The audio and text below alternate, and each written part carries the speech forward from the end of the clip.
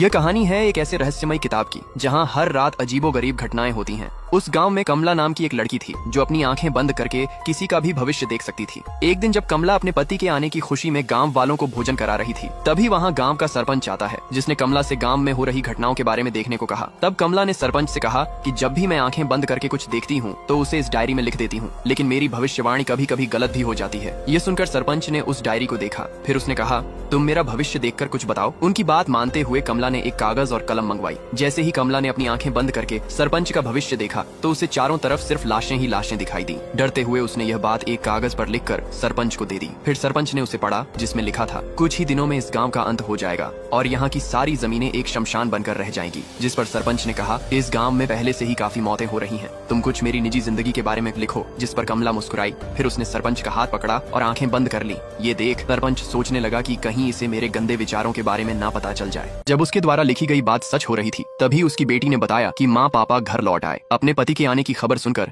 कमला खुशी से भागते हुए घर के बाहर आई। बाहर आकर उसने देखा कि वहाँ काफी भीड़ लगी हुई थी। कमला ने मुस्कुराते हुए अर्जुन से अपने पति के बारे में पूछा। तब अर्जुन ने बताया, भैया घर तो आए हैं, लेकिन तिरंगे में लिपट कर। ये खबर सुनकर कमला पूरी तरह टूट गई। अर्जुन के मना करने के बावजूद भी वह अपने पति की लाश को देखने चली गई। अब कमला के पास जीने की कोई वजह नहीं बची थी। अगले दिन वकील और सरपंच जमीन जायदाद का वसीयत लेकर आए। वकील ने बताया, तुम्हारे पति ने वसीयत में सारी प्रॉपर्टी तुम्हारे नाम लिख दी है। ये सुनकर सरपंच लालच में आ गया। उसने कमला से कहा, तुम ये वसीयत मेरे नाम कर दो, बदले में मैं तुम्हें और तुम्हारी बेटी को खुश रखूंगा। कमला को ये बात पसंद नहीं आई। उसने सरपंच को धमकाते हुए कहा, सूरज डूबने से पहले आप घर चले जाओ, वैसे भी आजकल गांव में सरकटी लाशें ज्यादा मिल रही हैं। इतना कहकर वह चली गई। सरपंच सोचने लगा कि गांव में जो भी हत्याएं हो रही हैं, कहीं उसके पीछे कमला तो नहीं है। इसी का पता लगाने के लिए उसने घर के नौकर से कमला की सच्चाई के बारे में पूछा। नौकर ने डरते हुए बताया, इस घर में कई दिनों से बहुत अजीब चीजें हो रही हैं। कमला के अंदर किसी चुड़ैल का साया है। एक रात जब मैं इसका पता लगाने के लिए उसके कमरे के पास गया तो मैंने देखा कि कमला किसी दरिंदे की तरह किसी को मार कर खा रही थी। यह देखकर मैं काफी डर गया। नौकर के मुंह से यह सब बात सुनकर सरपंच ने अगली रात एक तांत्रिक को बुलाया, जिससे वह कमला के रहस्यों के बारे में पता लगा सके। जब तांत्रिक ने कमला के घर में प्रवेश किया तो उसने देखा कि वहाँ पर किसी भी भगवान की तस्वीर नहीं थी। यह देखकर उसने कहा कि यहाँ पर किसी भगवान की तस्वीर क्यों नहीं है। जिस पर एक आदमी ने बताया कि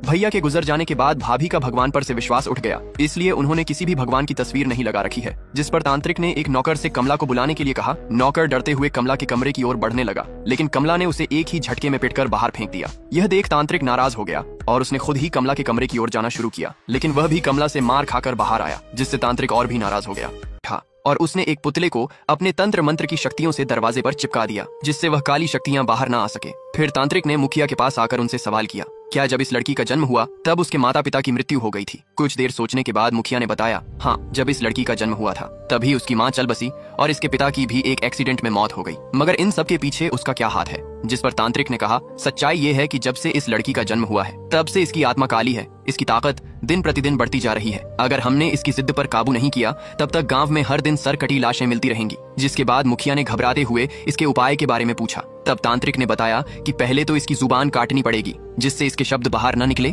फिर इसकी आत्मा को शुद्ध करने के लिए इसे गांव वालों की सेवा करनी पड़ेगी, तभी इसके पाप धुल सकते हैं। तांत्रिक के कहे अनुसार सभी कार्तिका को एक चुड़ैल समझने लगे, इसलिए उन्होंने गांव वालों के सामने नाई को बुलाकर कार्तिका की जिभ कटवा दी। जिसके बाद कार्तिका मंदिर में रहकर वहां की देखभाल करने लगी। जो भी मंदिर से गुजरता वह दूर से ही उसे कुछ खाने को दे दिया करता था। वहीं दूसरी तरफ गांव का सरपंच नाचते कूदते हुए घर जा रहा था, जहां रास्ते में उसे कुछ अजीब आवाजें सुनाई दी, जिसे सुनकर वह डरते हुए भागने लगा। तभी उसके सामने तांत्रिक आ गया। सरपंच ने डरते हुए तांत्रिक से बताया, अच्छा हुआ पंडित जी आप आ गए, मुझे अभी अभी किसी ने पीछे से बुलाया। तब तांत्रिक ने कहा, क्या ऐसे?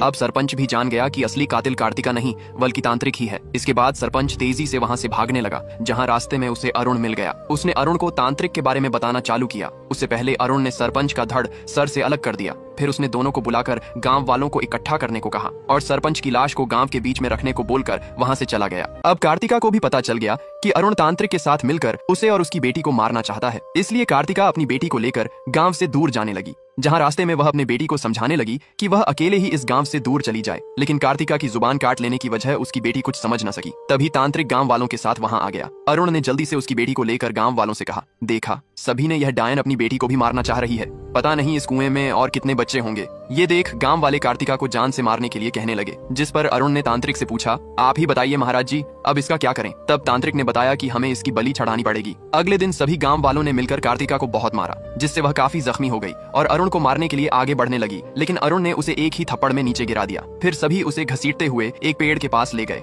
जहाँ तांत्रिक ने एक पंडित से उस पर पहला पत्थर मारने को कहा। उसके बाद सभी गांव वाले उस पर पत्थर मारने लगे। फिर कार्तिका को पेड़ पर टांग दिया गया। अगली रात जब अरुण तांत्रिक और नौकर के साथ मिलकर कार्तिका की बेटी को भी मारने का प्लांट बना रहा था, तभी अचानक कार्तिका की आत्मा वहां आ जाती है और तीनों को मार देती है।